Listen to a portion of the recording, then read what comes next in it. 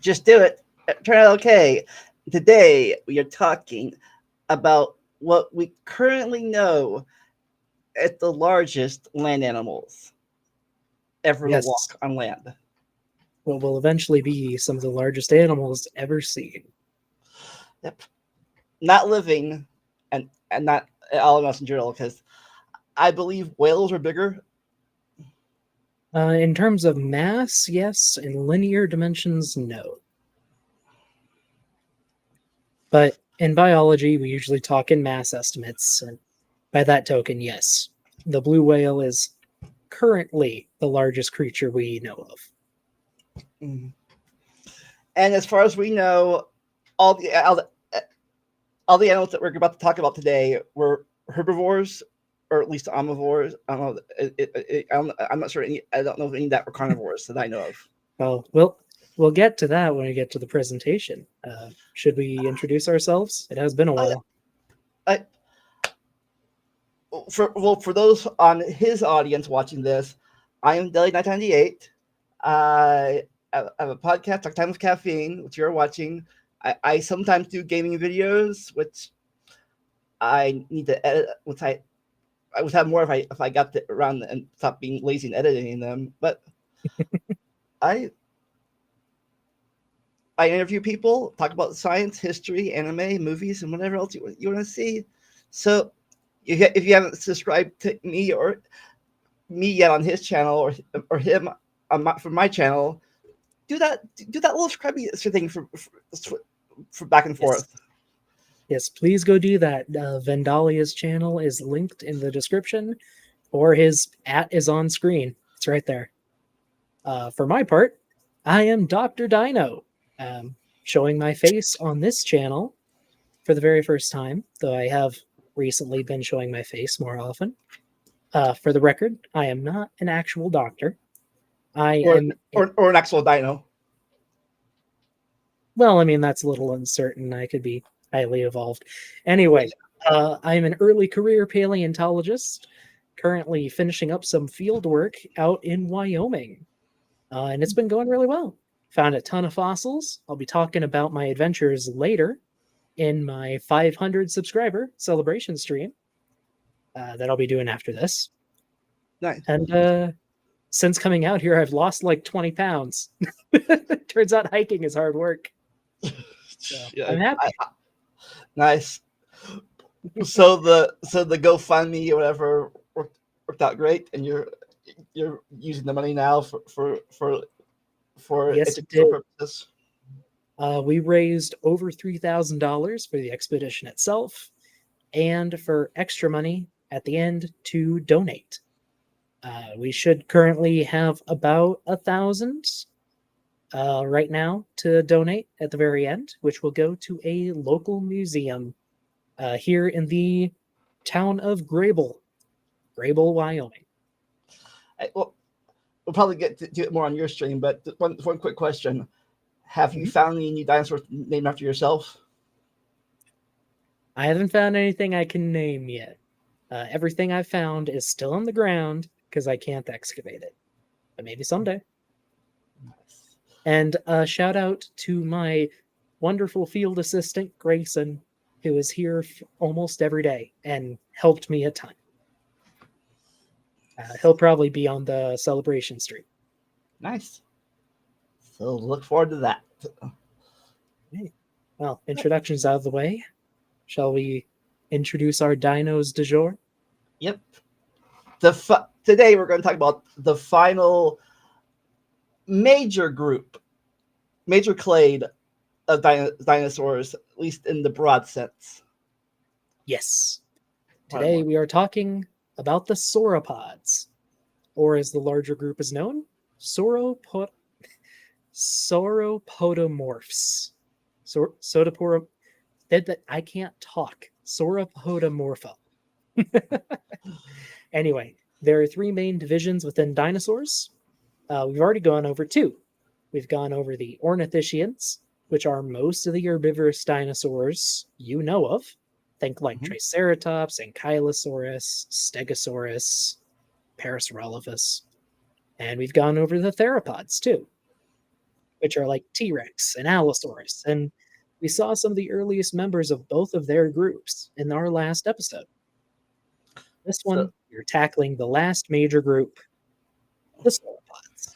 so as far as we know, this group is more closely related to the theropods than either are to the Ornithians. That's the current consensus.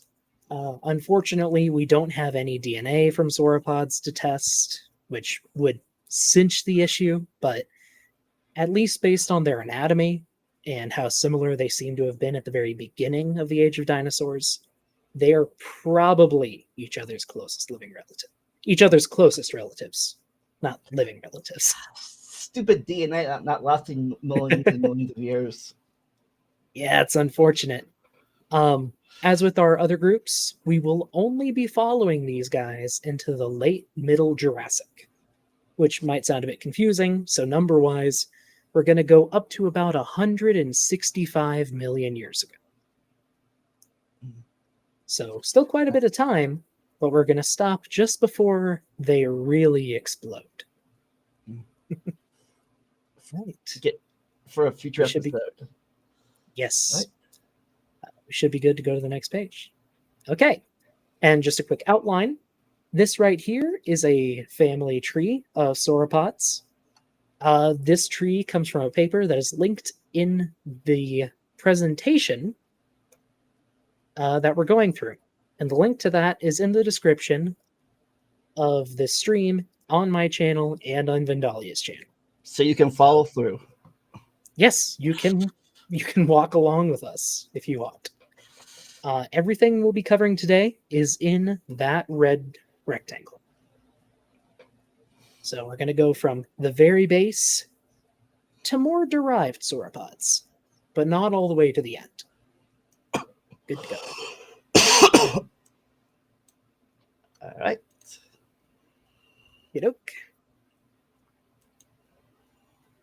Okay. And now we get to go over groupings within sauropods, because they all look pretty similar, but there are some pretty major distinctions. First off, there are two main categories, those being the basal sauropodomorphs and the derived ones. And each of those can be split into two other categories. So here are the categories for the basal sauropodomorphs. So these guys are all in the late Triassic and early Jurassic. And they go into two main clusters. You have the prosauropods, which may not be a real group. It's what we call in science polyphyletic, meaning that we're kind of just lumping similar animals because of similar characteristics that they evolved separately. There's a lot of work that goes into differentiating those from real relationships. I can't really speak on it in sauropods, but is that like I'm trying to remember all the clade names and stuff. Is that like how both birds and mammals are warm-blooded, but not warm-blooded through a common ancestor? Those are independently derived characteristics, yes. Maybe it'd be like calling crocodilians lizards. Right. Kinda. Because they're not actual lizards. Lizards are a completely separate category of reptile. Yeah. But they look similar enough on the surface that you just call an alligator a big lizard. Yeah, crocodiles are more related to these guys that we're talking about now than they are the lizards. Yes. I'm I'm not going to... Oh, sorry. My brain had to say this now. Say monophyletic, paraphyletic, and polyphyletic. Is that the three terms? Those are different types of groups, yeah. Yes. Monophyletic group is every animal that descends from one common ancestor. So you and your cousins form a monophyletic group to your grandparents.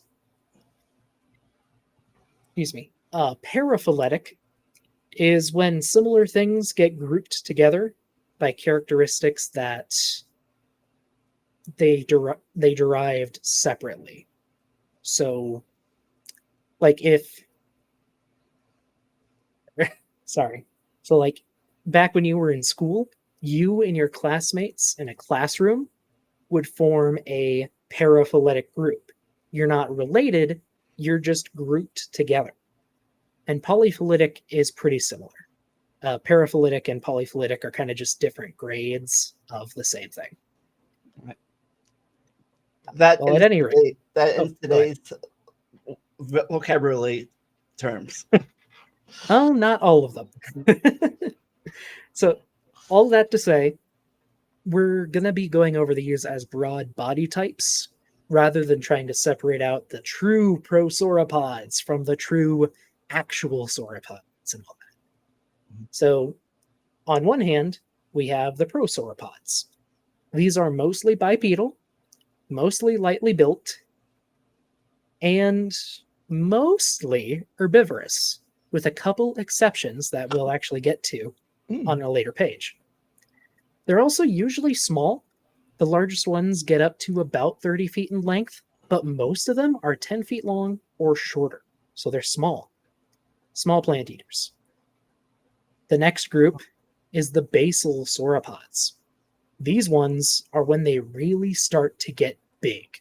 Almost every dinosaur in this group is a multi-ton behemoth. And they're also mostly quadrupeds. So they started to get really big bellies to eat tons of plant matter, in some cases, literally every single day. And that forced them to be quadrupeds because they just couldn't balance anymore. Some may have been able to rear up on their hind legs still, but not all of them. But at least as far as I've seen an artist rendering of them, their their front arms, paws weren't that good for grasping anymore after a while. No. The basal sauropods are when we start to see a lot of characteristics for bearing weight. Because again, these guys were heavy, they were slower. So they weren't. So prosauropods were lightly built and they could run and they had usable arms. Basal sauropods are stockier, larger, and slower. And we'll get into this a bit later, but their hands start doing some really weird things. And we should be good to continue. Yeah, it's not weird, but like front Oh, it's paws, weird. It's very weird. they went they went from front paws to walking on to grasping things back to walking on them again. They get crazy, but we'll get into that later. The second main category of sauropodomorphs are the eusauropods. So these are advanced sauropods. These are when we start seeing some characteristics that carry through all the way to the end. So first we have our basal eusauropods. These are all quadrupedal. They're usually high browsers, so they're like eating at the tops of trees. And all of them have these huge guts for digesting hundreds of pounds of plant matter every day. So they have massive fermentation chambers in their stomach. And they're also when we start to really get a ton of size adaptations. So their arms, okay, keep doing what we were already saying with the basal sauropods, and they just get bigger, they get heavier. Then the last group, which we won't get into today, are the neosauropods. These are the groups that make it all the way to the end of the Cretaceous. And they're very specialized. They go in a lot of different directions. Some focus on grazing, like grazing ferns and other plants. Others go into high browsers. They go to the other extreme. We basically have the difference between lawnmowers and tree trimmers. Yeah. Yeah, I know we're getting to a future episode, but for the longest time, I did not even realize that sauropods made it all the way to the in Cretaceous. I thought most of them died off before the Cretaceous Um, started. a lot of them did die off in the late Jurassic and early Cretaceous, but there are a few lines that make it all the way to the end. And actually, in some places, they're going really strong.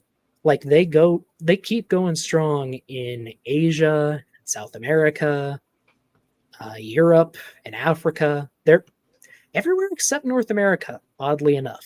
But that's for a very far future video. Yep, they were patriotic Americans. Well, there was one that remembered the Alamo. We'll get to that eventually, though. Here we have our first dinosaur of the evening. This is Saturnalia tunapiquium, or tupiniquim. Tupiniquim. It basically means Saturnalia, the Roman festival from Brazil, because it was discovered during Carnival, which I think is actually kind of cool. So you could also read it as the celebration of Brazil or something like that, the festival of Brazil. But it's one of the oldest sauropodomorphs we have. It's also one of the oldest dinosaurs we have. It's from about 200. Oh, go ahead. I say back when they still bipedal. Yes, it was definitely bipedal. It was from around 230 million years ago, and it was probably carnivorous, which is interesting. We don't think of sauropods as carnivores, but when they were tiny, they probably were. Even so, this guy already had a really long neck. Even the earliest sauropods have long necks, it seems. Yeah, that's what I was going to ask. Sorry, that's what I was going to ask you. How do we know that this guy is more close related to the sauropods than the other branches? But yes, like said, the necks, I guess. Well, the neck is a big part. We actually have quite a bit of the skeleton. I think we're mostly just missing parts of the skull and the tail, but we have most of the rest of the skeleton. And it has a lot of little features that are only seen in later sauropodomorphs and not in theropods. It has those shared derived characteristics, which is how we do phylogeny in science. But yeah, it's just a little guy. I don't have a picture for scale, but it's about the size of a big cat or like a medium-sized dog. Maybe like a terrier. Well, no, terriers are small. Maybe about this, like the size of a bulldog, maybe. And so, was this when we still had Pangea, or the continent split up yet? Yes, 230 million years ago, still Pangea. So plenty of time to go ahead. Diversify in the one big continent before they got speciated apart from each other. Yep. And we have fragments of little dinosaurs like Saturnalia and some other ones we'll see later all over the world. In fact, I think the next one will probably surprise some people. Mm-hmm. Okay. So this wasn't the one I had in mind, but we'll go with it for now. So we're going up the tree still. We're going in order. Did I skip one? Nope. No, you're fine. Oh. So this is Lufengosaurus magnus, the great lizard of Lufeng. This is a member of a group that we would colloquially call prosauropods. So again, that term isn't really used anymore. The term we use now is Massospondylid, after the dinosaur Massospondylus, which some people might have heard of. They're an early offshoot of sauropodomorphs, and they're kind of the first ones that get big. There are two species of Lufengosaurus. One is about 15, 20 feet long, which is still really big. But the other one, Lufengosaurus magnus, could get up to about 30 feet in length and weigh over 2 tons. So this is kind of the first large herbivore we see in the early Jurassic, which is kind of neat. So, do we know what natural selection pressures might have got them big, growing bigger? There are a few things. When you're bigger, it requires less energy to move around, which is kind of interesting. You'd think it'd take more, but longer legs go a long way to reducing energy costs. It also makes it harder for things to eat you because you're bigger. It takes less effort to defend yourself, and you can reach more food sources, especially with that already long neck they have. Like we said, the earliest ones had long necks. Growing a bit bigger means you can reach a lot higher and get a lot more food that other animals can't reach.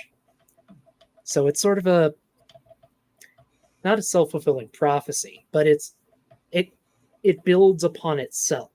Because you're big, you can reach food, you get bigger, you can reach more food, you can reach food easier. Um, you can also be selected for in colder environments because bigger animals lose less body heat. Um, like honestly, sauropods could probably survive pretty well near the Arctic Circle just because of their sheer mass, which is kind of neat. Of course, as far as I know, back then there was no Arctic Circle. Well, it wasn't as cold as today. It still would have been cooler, but not as cold. Sure. Yeah, and of course, I guess say not as like a downside opposite effect. If you get to survive, if you get bigger, your predators get bigger too. At least more way Uh, they eat bigger animals. At least find a way to eat they, bigger animals. so they can. It depends on where you live and what the predator is. Sometimes predators stay good at hunting small game. Other times they will specialize in bigger game, but we don't see that for a little bit. It seems that the plant eaters get big first and the predators eventually catch up. It's like Um, okay. it's like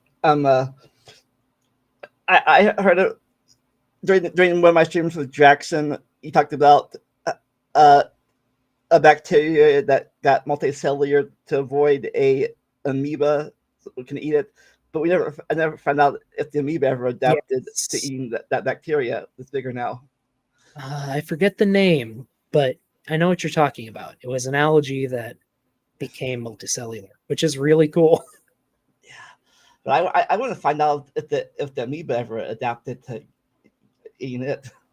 I don't know if it did it or not. I don't know. But just to end off on Lufengosaurus, we actually have quite a few skeletons of it too. So we have a pretty good idea of what this animal looked like. Pretty neat, I think. And we should be good to go. Now we're going back to the actual line of sauropods. We saw the prosauropods already. This is what an early sauropod looked like. This is Ankylosaurus, the sought-for near lizard. It's a complicated name. Yeah, it sounds similar to one of the Orthisian names, but not some of the ornithischian names, yeah. the Ankylosaurus. Well, Ankylosaurus is actually really important historically. This was one of the first dinosaurs found in the United States. It was actually found on the East Coast. I don't remember if it was in Connecticut. I think it was in Connecticut, though. Excuse me. It was discovered in the 1800s, just scraps at first. And then some fossils were found in a quarry that had been dug up to build a bridge. So for a time, we just had the back half of this animal because the chunk that had the front half was used in building the bridge. And it wasn't retrieved until decades later when the bridge was eventually torn down. But it was eventually reunited. It's interesting. A lot of sauropods are found during construction projects. It's weird. but it happens a lot. So, was there any sauropods where you're digging, or Lots, tons of them. I'm actually looking for a sauropod, which we might have found, but I'll save talking about that for my stream later. So little advertising, I guess. Um. Anyway, Inkosaurus here is also kind of small. It's not a giant yet. It's not a massospondylid prosauropod. It's a mainline sauropod, and it's about the size of a large dog this time. So it's bigger than Saturnalia, still but still going the bipedal route of it? yes, still bipedal, still has these big hands with big claws, which it probably used to defend itself. But it does seem to be on the main sauropod line, which is interesting. And do we know if Oh, it go ahead.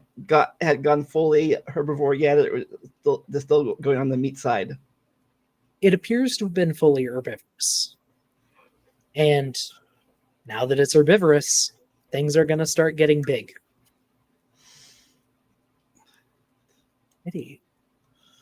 Well, sort of.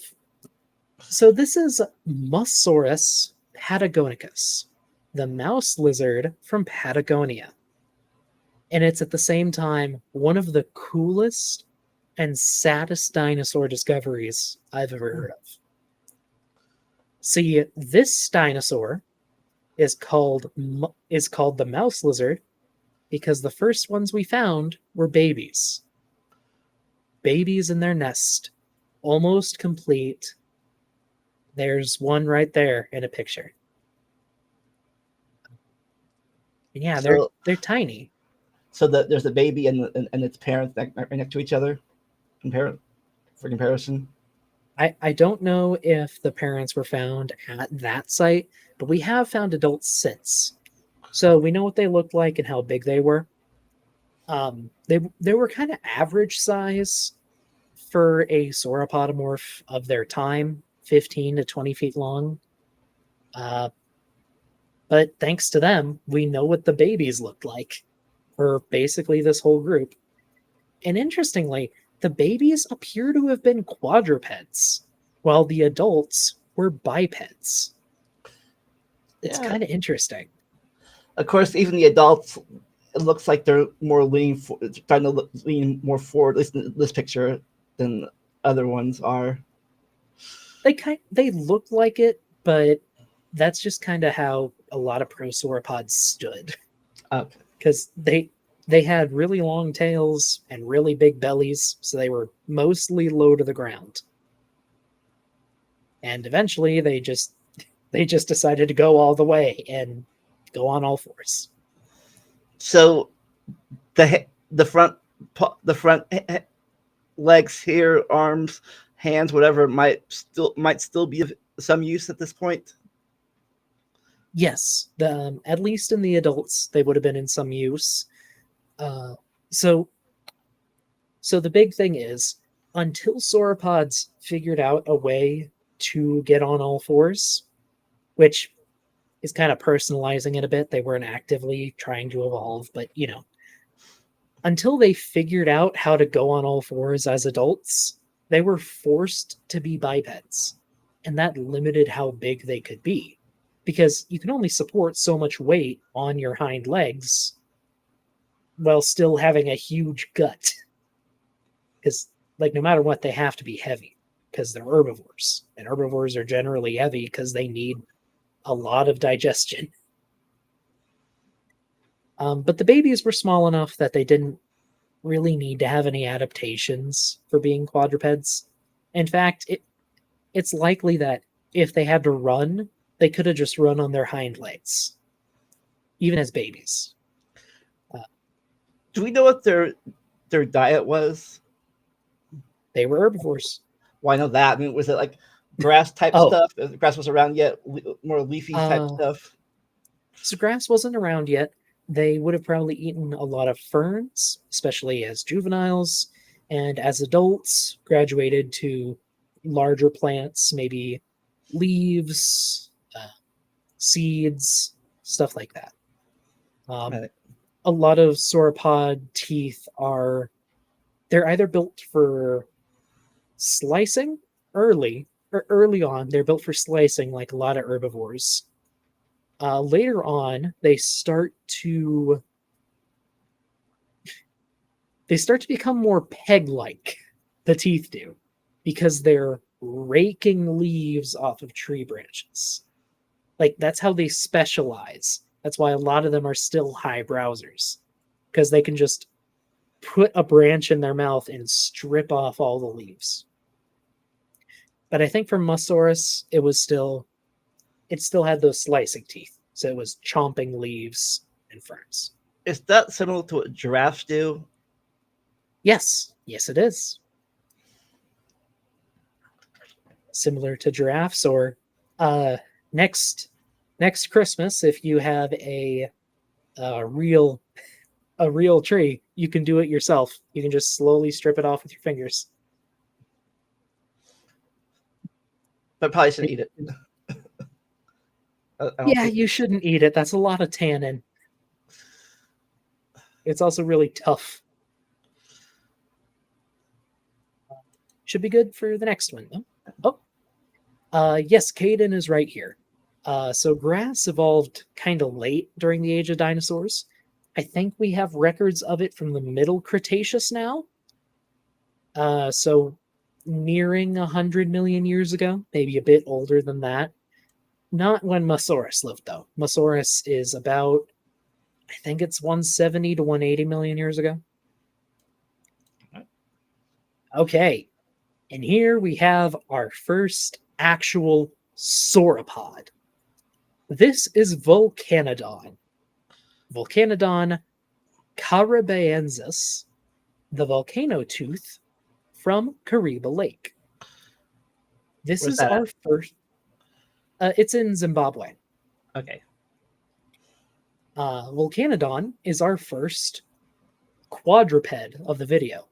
Mhm. Now, it could have maybe reared up on its hind legs if it needed to, but um, it would have been at least a facultative biped, meaning it spent most of its time on all fours and could sometimes rear up on its hind legs. It had a really big belly. We have some of its ribs. We don't have the entire skeleton. You almost never find that for a dinosaur, but we have what we need to know that this thing was a quadruped. It had a big belly, and it had a long neck and tail. It's a sauropod. So the And just go ahead. as I say, so I can't talk. So they're no longer morphs. They're full. They dropped the morph now. Yes, it's not a sauropodomorph.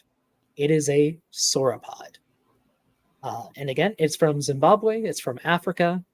This was, I believe, just when the North Atlantic started to split, but South America and Africa were still connected at this time.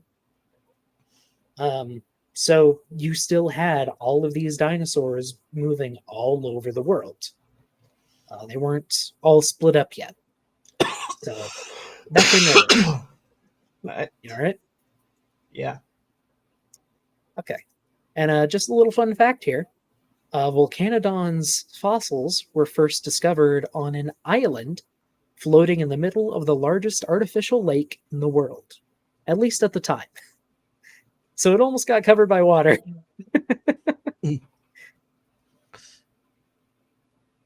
But yeah, we have it now. And from this point on, sauropods get big quick, and they don't stop. Volcanodon itself is estimated at, I believe, 10 to 12 meters in length. So about 30 to 35 feet. Of course, when you say quick, you mean in geological time, not in. Yes. Within the span of a few million years, they go from about 1 ton at most to 4 to 5 tons to 10 tons, and they keep going. Oh no, the animations didn't. Can you hit next really quick? Oh, Yeah, that's a shame. weird. It worked when I was doing it on the on my phone. I saw each thing pop up individually, but apparently not on this presentation. That's that's weird. Um, Can okay, you like? let me try to share the presentation. Let's see if that'll do it. Okay, it's my screen now. Yep. Okay, okay, it's working. So let's take a pause from our trip down the family tree and let's talk feet because sauropods What's now they are all weird. what's now by this point it was all feet. Well, we're just talking about feet because sauropod feet are weird. See, because sauropods were historically bipeds, their feet weren't used to holding their weight, and they went through some really weird adaptations for it. So over on the left side of the screen, you can see what I think that's a diplodocid rear foot. There's some, I think, turtle feet, which aren't important, but you can also see a sort of family tree of different sauropod front feet. We start with Lufangosaurus, which we've already seen. That's kind of what the ancestral sauropod foot looked like. You know, it had kind of long fingers with a big first claw. And then we get to Shunosaurus, which is a bit more derived and we'll get to later. This is a quadruped, and its fingers have already shrunk, except for that big old thumb claw. They keep that for a while. So it's got really shortened fingers, and it's almost knuckle walking because it's losing phalanges, so the bones of its fingers. It's losing them, and it's starting to knuckle walk.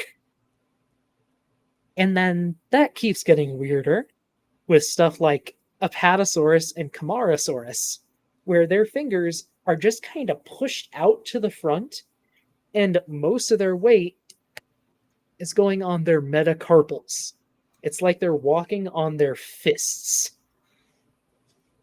And from there, they just get bunched up really tight into this weird horseshoe shape just for bearing weight. This is actually a model of Camarasaurus feet. So in image one, the thing to the left is its front feet. The thing to the right is its hind feet. Actually, I think I got those backwards. Sorry. In image two, the one on the left is its hind feet, and the one on the right is its front feet. They get so weird. The rear feet twist and spread out like a pancake to try and spread out some of that weight. And the front feet do the opposite. They shrink up and just become pillars to punch the ground every time they walk. Until you get to the end with sauropods, which we'll get to eventually. They don't even have fingers anymore. There are no finger bones there. They're just walking on a fist on their metacarpals. They are punching the ground with every step. It's bizarre. And yeah, that's sauropod feet. That's my rant. Thank you for Yeah, coming to my TED Talk. nice. So I know you're going to talk about this in this. I don't know if you're going to talk about it in this presentation. I don't check, but I noticed the hollowness of their bones, and that helped them get bigger. Um, so some bones are hollow and some aren't. The Oh, limb bones are actually pretty much solid. They get that okay. way really quick, just because they need as much there as they can to, help hold them up. But their vertebrae get hollow, and I Okay. think so do their ribs, which is weird. Yeah. I was just wondering what made I'll say made let them get bigger than land mammal steak can get? So part of it is just that um, the hollow bones did help a little bit. I think the main thing that probably helped them, and there are actual studies on this, I'm just kind of repeating what they say here, or at least some of them say. There are some differing opinions. Dinosaurs and mammals breathe differently, or at least Saurischian dinosaurs and mammals breathe differently. With mammals, there's a muscle in your belly called the diaphragm. It shrinks down to pull your lungs down, and that draws air in.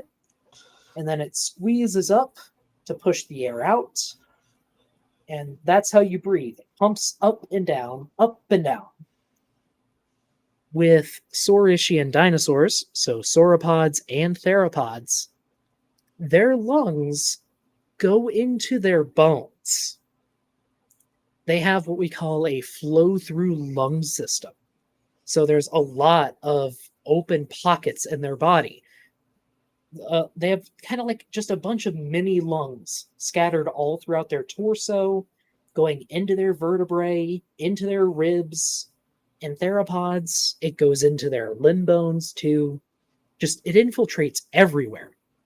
And everywhere those air pockets are, they can absorb oxygen. And that lets Saurischian dinosaurs absorb almost all of the oxygen that they breathe in. Compare that to a mammal. With every breath you take, in a normal breath, unless you hold it in for a really long time, you're only going to absorb, I think it's 10 to 15% of the oxygen you breathe in. They get almost 100%. So they are way more efficient. That means that they can feed more tissue because they're absorbing more. All they have to worry about is bearing the weight. Whereas with large mammals, there is actually an issue with getting the oxygen everywhere it needs to go. And also, of course, they have they have to use some of that space to bear their kids. The dinosaurs didn't have that problem. Yes, even the biggest dinosaurs laid. I think the largest eggs are still only about the size of a softball. Like they're not big, and they could like some sauropods would lay dozens in a single clutch, but compared to the size of the animal, that's nothing. Yeah, there's a lot of reasons that mammals have a severe limit on size. At least on land, whales are different. Whales are really weird. Sauropods do things differently, and they get huge. Cheating because they have no mass in the water, or buoyancy, whatever that word is. They don't have to worry about bearing. They don't have to worry about bearing weight, and that allows their skeletal and it allows their body systems to change a lot more than they could if they were on land. Oh, how does it get explained by irreducible complexity? They don't have to have a flow-through lung. Like, if you shrink an animal down big enough, or small enough, or slow its metabolism enough, some animals can get by with just the air that exchanges passively through their skin. That's actually how hibernating alligators and turtles survive. Their body slows down enough that they can survive on the oxygen that passively goes through the skin on their anus. I'm not kidding. You learned it here today, folks. It's really weird. Anyway, that's the foot tangent. And we go on the foot tangent because we start to see weird feet. So what's on screen right now is a dinosaur called Jobaria tiguidensis, or the Jobar beast from the Tiguidi Hills. So this was discovered in Niger. It lived during the Middle Jurassic, about 160, 170 million years ago. And it's not close to any of the more derived sauropods. It's not a neosauropod yet, but it's the first big sauropod we get to see. And by big, I mean the adults would have been 50 to 60 feet long, and they probably would have weighed over 20 tons. Like I said, when sauropods start getting big, they explode in size. Like Volcanodon only lived about 20 million years before Jobaria, and Jobaria is already this gigantic. And as you can see, its feet are already getting weird.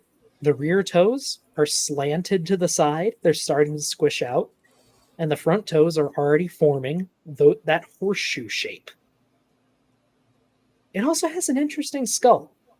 A lot of later sauropods tend to either have low, long skulls or tall, short skulls. Jobaria has a long, tall skull.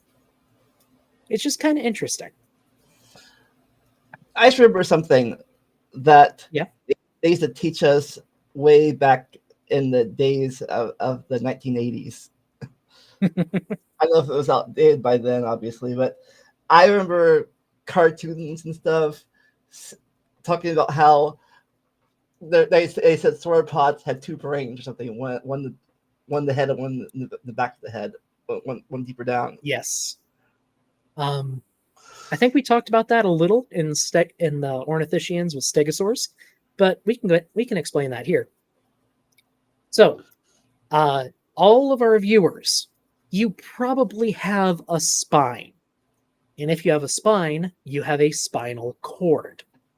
Now, the spinal cord is a long tube of nerve tissue that carries messages from your brain all the way to your butt, the end of your tail, which in humans has been resorbed back into the pelvis, basically.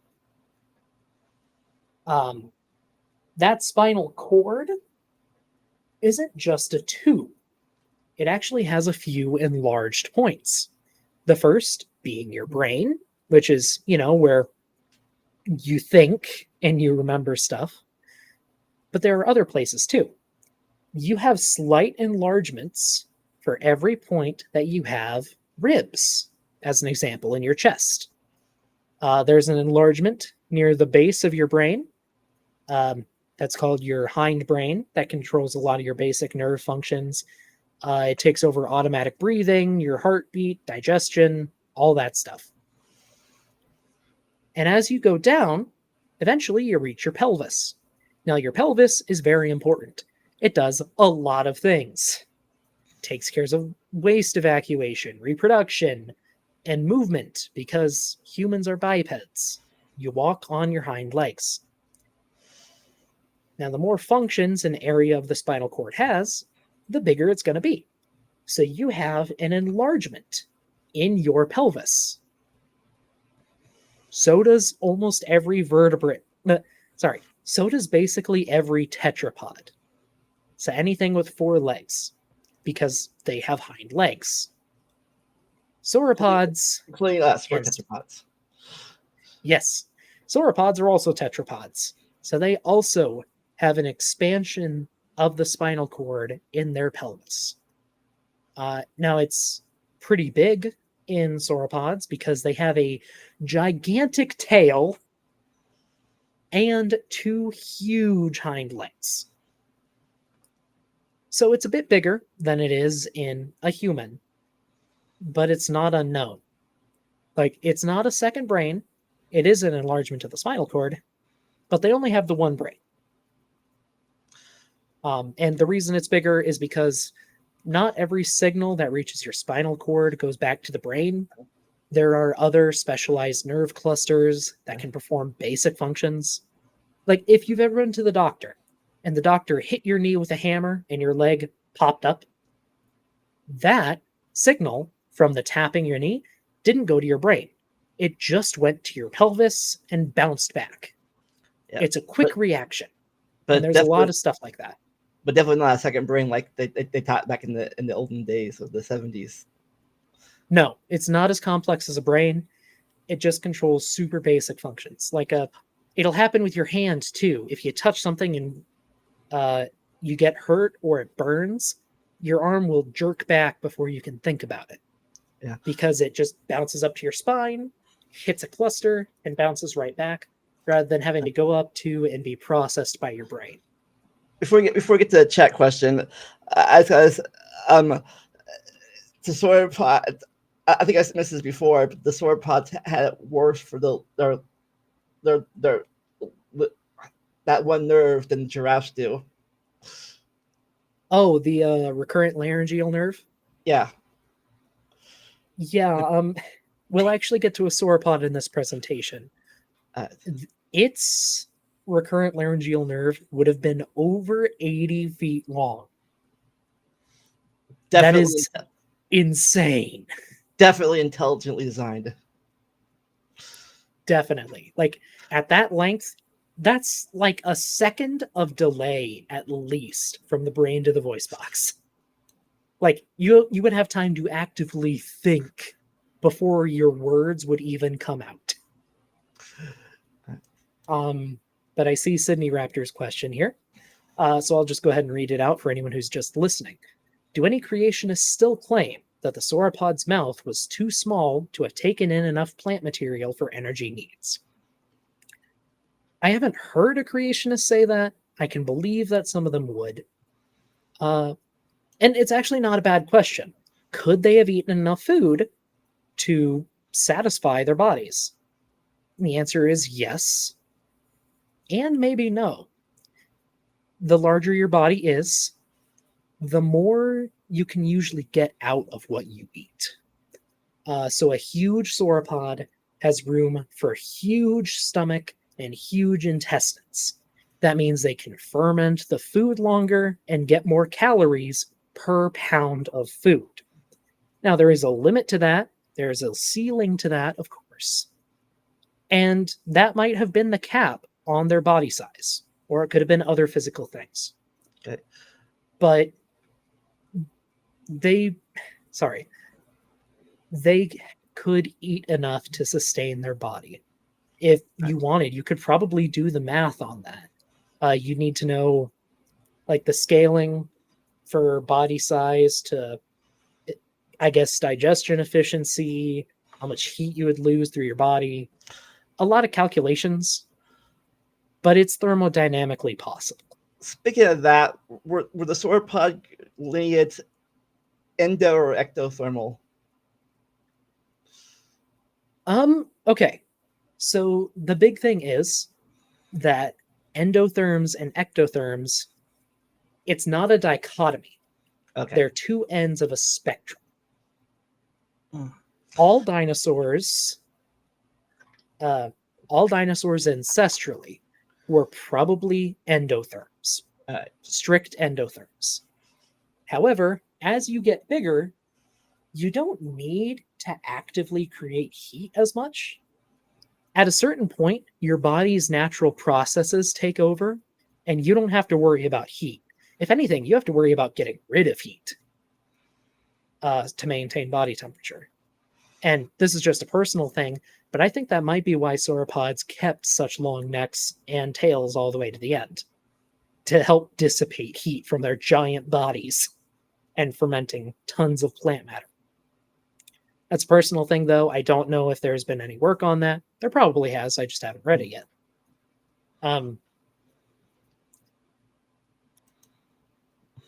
Where were we?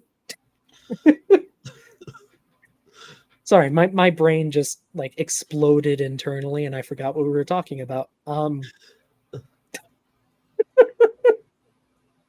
No, I did not check that body size limit with Dr. Kent, the jerk.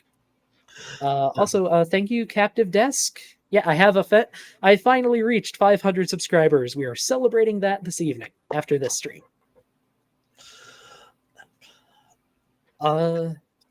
See, any other questions about Jobaria, or shall we move on?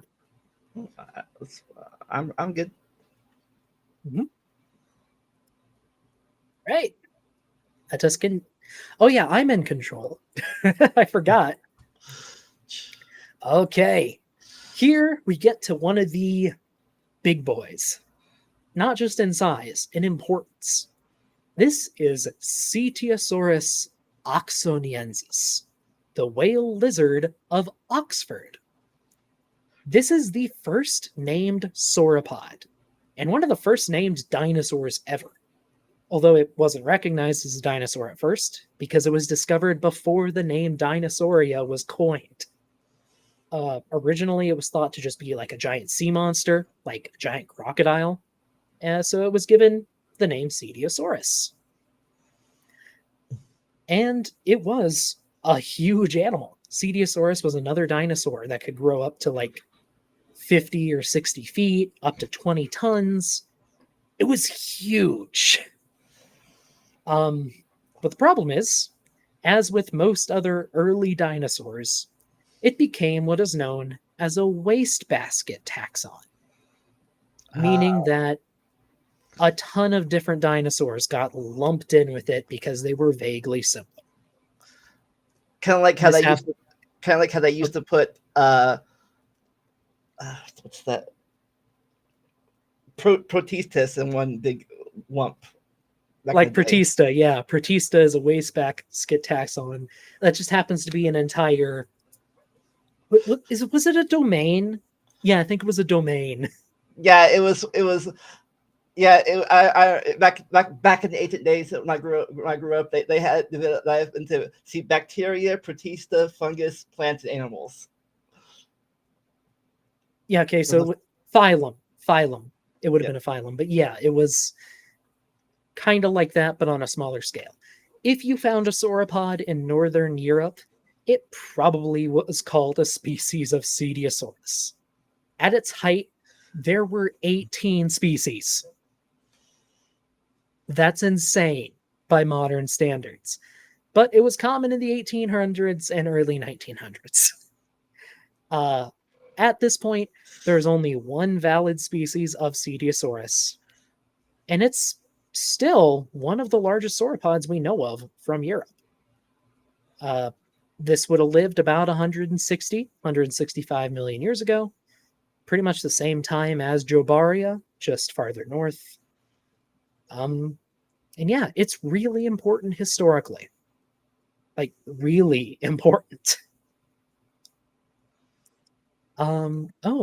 Interesting question from Eddie McCoy. How accurate are the original Jurassic Park movie dinosaurs? By modern standards, basically everything is outdated. For the time, especially Jurassic Park 1, it was state of the art. Like Steven Spielberg and the other creators of Jurassic Park did as much as they could to make everything as up to date as they could.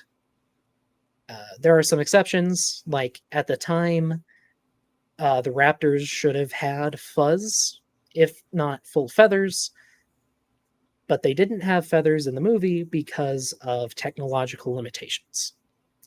They just couldn't get the feathers to look good. yeah. What about this? From what I saw, at least I might be wrong. The sauropod ones looked Oh, more. the Brachiosaurus?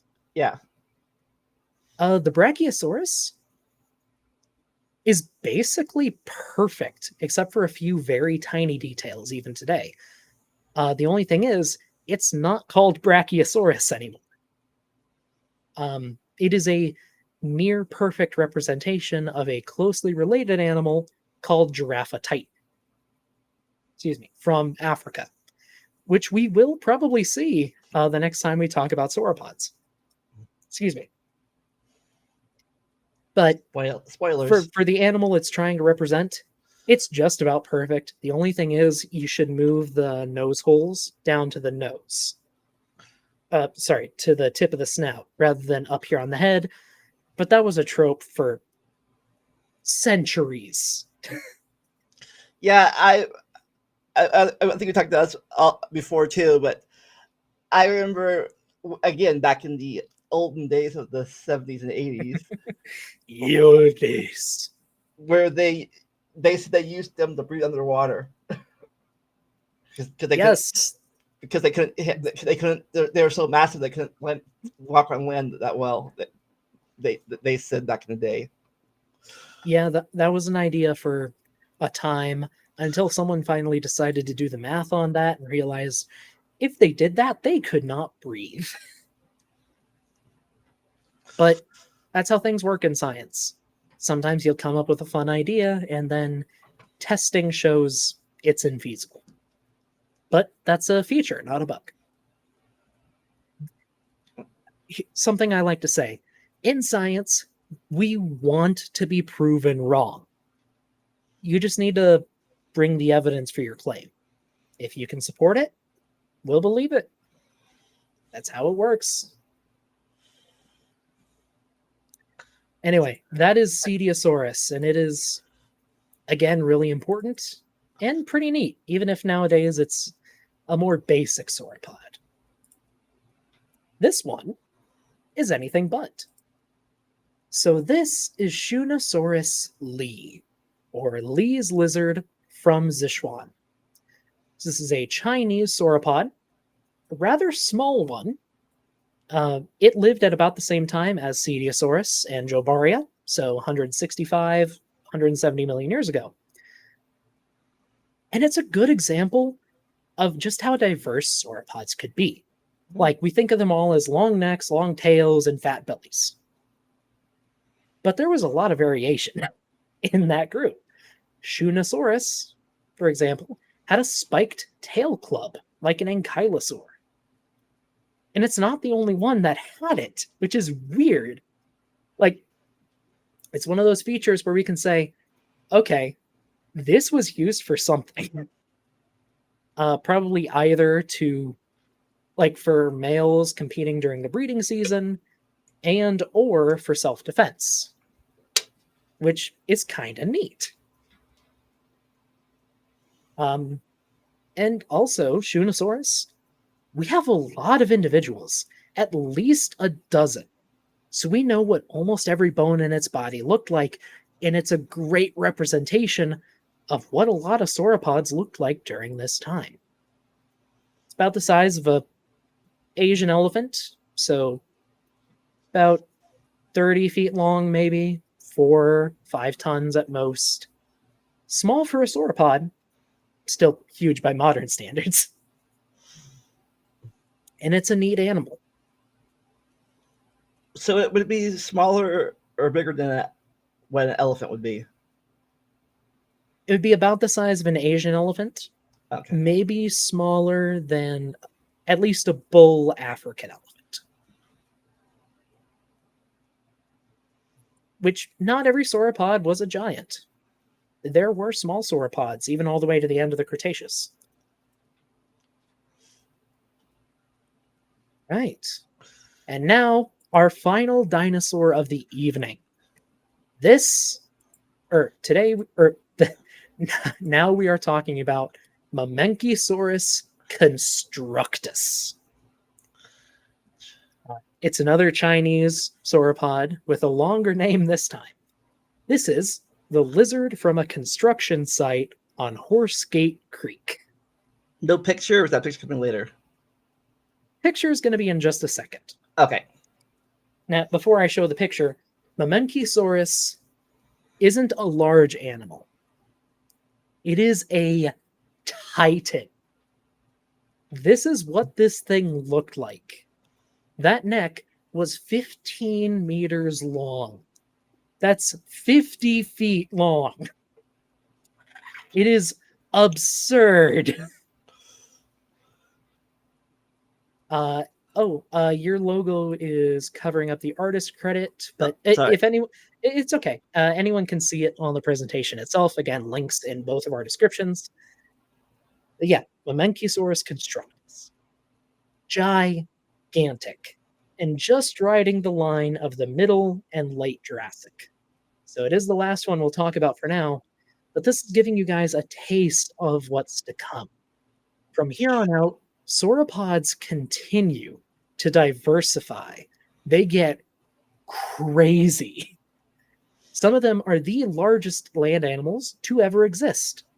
Others are small and fulfill really weird niches. Yeah, I wonder Many, if they use go ahead. their necks for sexual selection. Honestly, Like, probably. At least in some species, I would be surprised if they didn't. Oh, and I'm seeing here, Rana is saying that Mamenchisaurus is like 2/3 neck. Yes, it is. It is. It is absurd. This does not look like it should exist, but it does. And it is really cool. And it's just the first of these insane sauropods. Like in future episodes, we'll see some that tower 6 stories off the ground. We'll see others that could have weighed over 50 tons. We'll see some with tails that were longer than a school bus and a half. Like, just absolutely insane animals. awesome. Uh, Uh, yeah, the next but page is next page. If you're looking, it's the sources. You want to check them out yourself. Don't take yes, our word for it. yes, I did not create any of the art shown in this video. All artist credits go to the individual artists. The way the sources here work, um, for most of them, I put the artist credit on the page. If it came from a paper or something with a really long title, it is here with a direct link to the image. Awesome. And yeah, that is Sauropodomorpha. They meant to. Okay, you might question in chat, not like that's now, but they mentioned this earlier. For any creationist that might be watching, how do we know that these sauropods weren't the animal they talked about in the Book of Job, like some of them claim? Okay, so there's a few things for this. Okay, now granted, I'm not a Bible scholar, so what I'm saying here, some details may be incorrect. Okay. The creature described as Behemoth in the Book of Job is a large, powerful animal with, what is it, sinews of iron and bones of bronze or brass. Yeah. It's huge, it's strong, and they list a few things. They say that his nose pierceth snares, for one. They say he has a tail like a cedar, which we'll get. Sorry, his tail moves like a cedar, is how you should say it, because it's specifically describing the motion of the tail, not the form of the tail, which we'll get to in a second. And also that he braves the rivers, like he braves the Jordan when it floods, undeterred. So, good swimmer. So, the first thing, his nose pierceth snares. Good luck getting a sauropod to stick its head through a snare, first off. Also, yes, a lot of them don't fit under a 15-foot lotus tree, especially the larger sauropods, which is what God would be telling Job about, if it's truly the greatest of his creations. Second, tail moveth like a cedar. Now again, the important part of this sentence is that it is moving like a cedar. The tail itself is not like a cedar tree. Oh, and Now, also, sorry, one thing. I might be wrong about this, but I think a lot of creationists get confused, at least yes, they American get ones, confused about the type of cedar. because the redwood cedars Yep. in America are totally different from the cedars in the Jordan area, even they were the same size tree. Yep, I was just about to get to that. So, where the book of Job was written, in the Middle East, there are cedar trees. Those cedar trees are not like those found in North America, where a lot of these creationists are, because a lot of them are American. I think it's specifically the Lebanese cedar tree that the book is referring to. The Lebanese cedar is a short, wispy tree that shakes furiously in the wind. They definitely can't drive a car through. No, you couldn't drive a car through it like you could with a redwood. But yeah, it would flick from side to side really quick. Now, when elephants get mad, their tail flicks up. It's like a big warning sign. If you ever see an elephant with its tail raised, walk away carefully, because that thing is ready to destroy whatever is in front of it. And the last thing, it swims through the Jordan undeterred. Elephants are incredible swimmers. They ford through rivers all the time. And in fact, the reason why there are elephants in Sri Lanka, so an island south of India, is because they swam there. Elephants can swim for tens of miles at a stretch. And they're undeterred because they can just use their trunk like a snorkel. Now, some scholars disagree on what the behemoth is. Some will say it is a hippo. Some will say an elephant, or some will say a rhino. I personally think an elephant is the best fit, but I am not a Bible scholar. Or biologist. I've just listened to their. I'm a geologist with some biology interests. So if you want to, I listen to what the scholars say, and the consensus is probably an elephant. All right. All right. So anybody else in chat have any questions before we start? Before we have to get ready for his personal stream. Well, just before any come in, yeah, I'm celebrating 500 subs tonight. I'm not monetized yet. YouTube seems to take a couple of days to sort that out. But I do still have a method if people want to send super chats, because I have PayPal, Venmo, and Cash App, and you can send money on those and send a message. And unlike with YouTube super chats, it's not limited by how much you donate. Nice. Which I think is a plus. The links for both his and my Venmo and PayPal in the description below. I also have a merch store. Anybody wants to buy it? Anybody wants to wear a Talking Time Caffeine T-shirt or drink from a mug with the logo on it? Hey, it's there if you want to buy as a present or for yourself. And as always, just for both our channels, just a like and a subscribe, and that little bell thing helps a lot. Oh, and comment too. Comments help. Yes. With the almighty algorithm. Right. I think I got all my stuff out of the way. No more questions from the chat, so should be good to close it out. You got any more questions after this? Put them in the comment sections, and we'll get to them as soon as we can. For me, coming up either this Wednesday or next Wednesday on my channel, we'll be talking about the Universal monster movies with a possible. Sorry. Oh, sorry. You finish.